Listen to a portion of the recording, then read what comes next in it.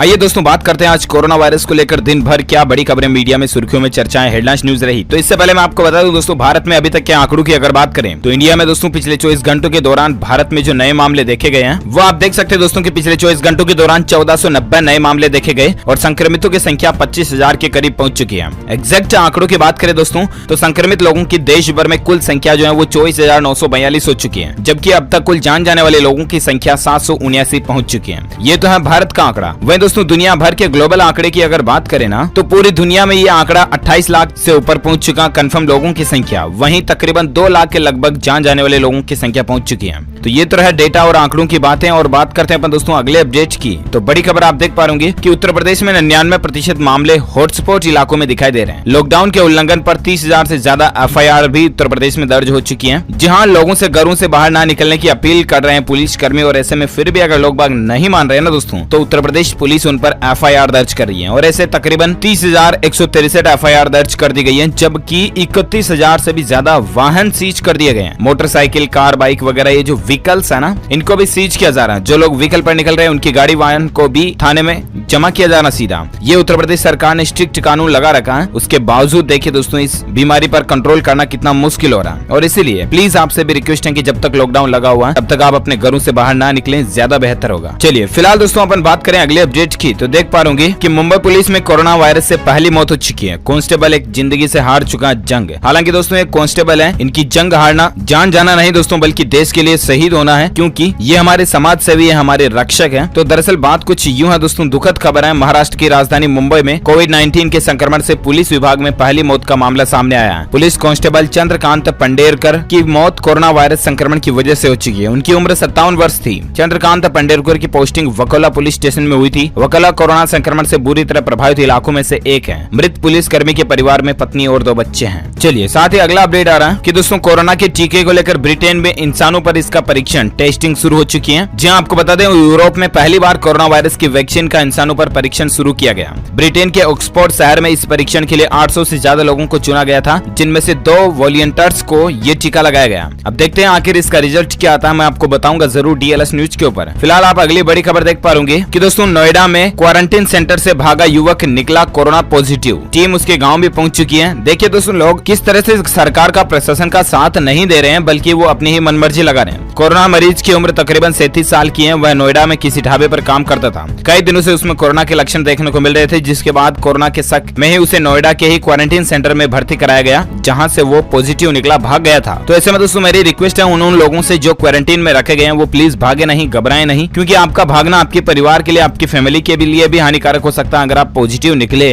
तो पूरी फैमिली को संक्रमित कर सकते हो, पूरी फैमिली में संक्रमण फैल सकता है। इसीलिए आप खुद सरेंडर करें, ये ज्यादा बेहतर रहेगा। और साथ ही अगला अपडेट आ रहा है दोस्तों, लाइव अपडेट आप देख सकते हैं कोरोना वायरस को लेकर कि 3 मई के बाद खोलना चाहिए लॉकडाउन। ये कहना है BBC से भारत के चीफ इकोनॉमिक एडवाइजर का। BBC.com पर यह खबर प्रकाशित की गई है। आपको बता दें दोस्तों ये BBC की तरफ से भारत के चीफ इकोनॉमिक एडवाइजर जो है उनका यह कहना दोस्तों की 3 मई के बाद लॉकडाउन को खोलना चाहिए। अब आखिर उन्होंने ये बातें क्यों बताई है, इसको लेकर ज्यादा जानकारी आप BBC.com पर जाकर के जरूर चेक कर सकते हैं। फिलहाल दोस्तों अगला अपडेट आ रहा है कि नोएडा में 3 नए मरीज कोरोना से संक्रमित पाए गए हैं। अब तक संख्या टोटल 112 पॉजिटिव लोगों की हो चुकी है। जहां लॉकडाउन के बाद भी कोरोना संक्रमण की रफ्तार जारी है। देश में कोविड-19 के पॉजिटिव मामलों की संख्या 24,000 के पार पहुंच चुकी है। वहीं अब तक 700 से ज्यादा लोगों की जान जाने की खबर है। लेकिन अच्छी बात यह दोस्तों की 5,000 से ज्यादा कोरोना संक्रमित मरीज ठीक भी हो चुके हैं देश भर में। और इसी बीच आपको पता होगा आज हमारे भारत के माननीय प्रधानमंत्री नरेंद्र मोदी जी ने देश भर में उन इलाकों में दुकानें खोलने की भी इजाजत दे दी जहाँ पर बिल्कुल भी हॉटस्पॉट इलाके नहीं है, ग्रीन जोन है, जहाँ पर कोरोना के संक्रमण के मामले हुए ही नहीं या हुए हैं तो सब कुछ ठीक हो चुके हैं। और वो इलाके, वो राज्य, वो शहर, वो जिले जो कि कोरोना मुक्त घोषित हो चुके हैं, वहां पर सिर्फ मोदी सरकार के आदेश अनुसार दुकानें खोली जा सकती हैं, वो भी नियमों का पालन करते हुए, जिनमें सोशल डिस्टेंसिंग मैंडेटरी रूल है, जरूरी है। इसके अलावा मास्क लगाना भी जरूरी है। कंपनी में किसी दुकान में सिर्फ 50% कर्मचारी ही हिस्सा ले सकते हैं। तो इन कानून कायदों के साथ सरकार ने आज कुछ जगहों पर दुकानें खोलने की इजाजत दी थी, राइट। इसको लेकर गृह मंत्रालय ने शुक्रवार देर रात लॉकडाउन 2 में रियायत का आदेश भी जारी किया। लेकिन फिर भी दोस्तों कहीं ना कहीं अगर देखा जाए तो अभी भी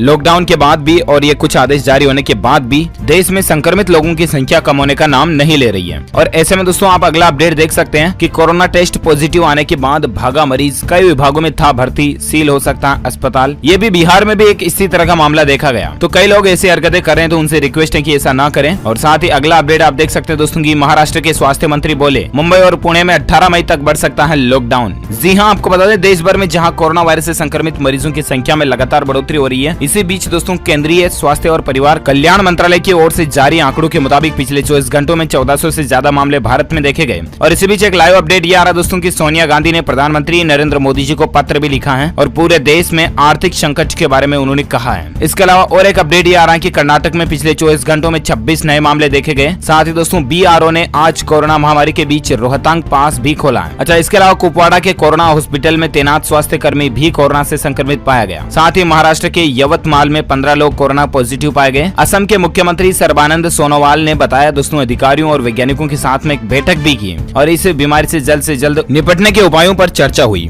चलिए साथ ही अगला अपडेट आ रहा दोस्तों की कोरोना से जंग में एक राहत भरी खबर आई है। पिछले 24 घंटों में बढ़े सिर्फ 6% पॉजिटिव मरीज। जी हाँ, अब तक दोस्तों भारत में कोरोना वायरस मरीजों की संख्या 24,500 से ज्यादा पहुंच चुकी है। 700-750 से ज्यादा लोगों के जान जाने की खबर है। वहीं एक अच्छी बात यह है दोस्तों की मोदी सरकार ने जहां कोरोना वायरस को फैलने से रोकने के लिए लॉकडाउन कर रखा है, जिसका असर अब दिखने लगा है। शुक्रवार सुबह 8 बजे से लेकर शनिवार सुबह 8 बजे के बीच यानी कि पिछले 24 घंटों के दौरान कोरोना के सिर्फ 6% नए मामले सामने आए। जब से भारत में कोरोना वायरस के मामले रोजाना 100 से ज्यादा सामने आ रहे हैं, तब से लेकर अब तक का ये सबसे कम आंकड़ा है। साथ ही आपको बता दें भारत में कोरोना वायरस के मामलों में कमी आने के साथ ही मोदी सरकार ने लॉकडाउन में ढील देने की शुरुआत भी कर दी है। गृह मंत्रालय की अधिकारी पुण्य सलीला श्रीवास्तव ने बताया दोस्तों की ग्रामीण क्षेत्रों में सभी दुकानों को खोलने की अनुमति दी गई है, लेकिन शॉपिंग मॉल बंद रहेंगे। शहरी क्षेत्रों में सभी एकल दुकानों, आस पड़ोस की दुकानों और आवासीय परिसरों में स्थित दुकानों को खोलने की भी अनुमति है, लेकिन बाजारों और शॉपिंग मॉल में स्थित दुकानों को खोलने की अनुमति नहीं है। हालांकि शराब की बिक्री पर पूरी तरह से बैन रहेगा, पाबंदी रहेगी। साथ ही अगला अपडेट देख सकते हैं उत्तर प्रदेश में कोरोना लाइव अपडेट आ रहा दोस्तों। आगरा और बुलंदशहर में मिले 10-10 नए केस, कुल 1778 संक्रमित मामले देखे गए हैं। जी हाँ, उत्तर प्रदेश के आगरा और दोस्तों बुलंदशहर में आज भी 10-10 नए मामले आए और अब टोटल यूपी में 1778 मामले आ चुके हैं। और साथ ही अगला अपडेट देख पा रहे CAA NRC कल की बातें, कोरोना वायरस पर गौर करे मोदी सरकार, ये कहना है सिब्बल का।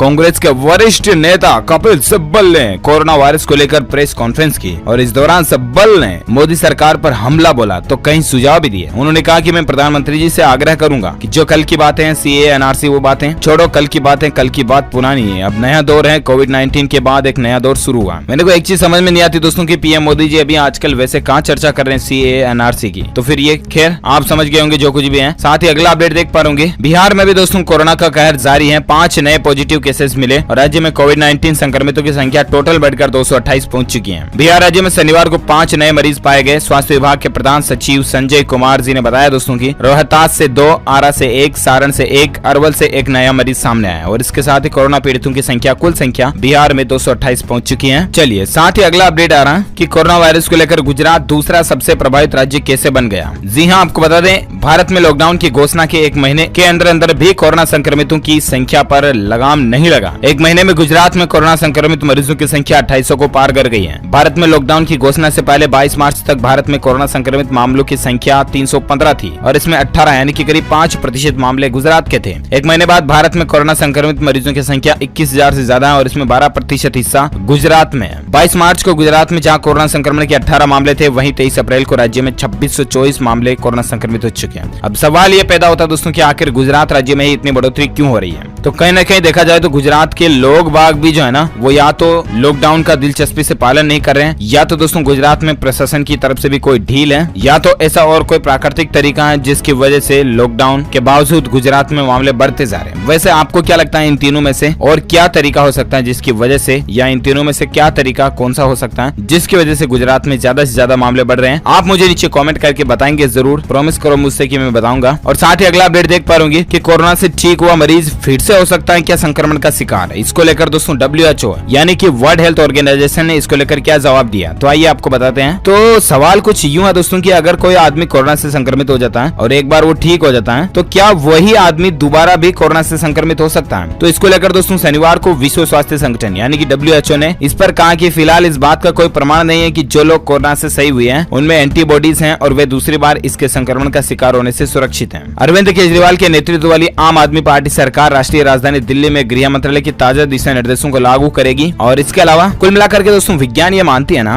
कि एक बार अगर किसी आदमी में कोई बीमारी पैदा हो जाए और उसके एंटीबॉडीज उसके शरीर में बन जाए तो सेकंड टाइम वो बीमारी उस आदमी को कभी नहीं लग सकती, क्योंकि उसके शरीर में एंटीबॉडीज होते हैं। विज्ञान ये मानती है जनरली, ठीक है। लेकिन कोरोना वायरस के केस में इस तरह की थ्योरी पर ऐसा कोई भी प्रमाण या साक्ष्य अवेलेबल नहीं है और इसीलिए ट्रस्ट ना करें आप, ठीक है। रिस्क ना लें तो ज्यादा बेहतर है। और साथ ही अगला अपडेट आ रहा है कि पहले ही ट्रायल में फेल हुआ कोरोना वायरस का ड्रग, टूटी उम्मीदें। जी हाँ, कोरोना वायरस की दवा को लेकर कई तरह के प्रयोग और परीक्षण जारी है। इसी के मद्देनजर दोस्तों पिछले कुछ दिनों से कोरोना के मरीजों पर एंटीवायरल रेमडेसिविर दवा का प्रयोग किया जा रहा था। अब ताजा रिपोर्ट की माने दोस्तों तो ये दवा अपने पहले रैंडमाइज्ड क्लिनिकल ट्रायल में फेल हो गई है। इससे पहले इस बात की उम्मीद भी जताई जा रही थी कि रेमडेसिविर कोविड-19 के इलाज में कारगर साबित हो सकती है, लेकिन चीन के परीक्षण में ये दवा सफल नहीं हुई थी। अब दोस्तों चीन ने परीक्षण किया तो इसका कोई कंफर्म मान भी नहीं सकते अपन कि ये है या नहीं। सेकंड बात, अभी भी दोस्तों दुनिया भर के वैज्ञानिक हजारों तरह के इस तरह के केसेस पर, इस तरह की दवाओं पर काम कर रहे हैं और उम्मीद है बहुत जल्द हमें इसकी दवा, टीका, वैक्सीन देखने को मिलेगा। इसलिए आप घबराएं नहीं, बिल्कुल भी टेंशन ना लें।